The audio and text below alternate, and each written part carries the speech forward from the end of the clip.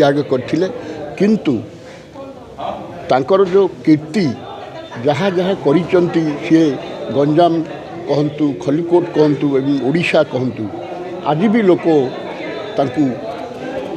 जीवित रखिंट एवं तांकर गुणगान कर आपण मैंने जानते सी दुईटा गोल्ड टेबल बैठक में जोग देते आपणकर लंडन रे 1932 मसीहा सेकेंड गोल्ड टेबल बैठक एवं 33 मसीह सी जाई जॉइंट पार्लियामेंटरी कमिटी रे खंडविखंडित उत्कल को केमती एकत्रीकरण करा एवं स्वतंत्रता पाइब उत्कल से बलिष्ठ जुक्ति उपस्थापन करथिले जारी फल कि 3 वर्ष पर आमको उत्कल प्रदेश मान्यता मिलला एवं जहाँ आज ओडिशा कहते सर पॉल्यूशन को नहीं बदल चिंता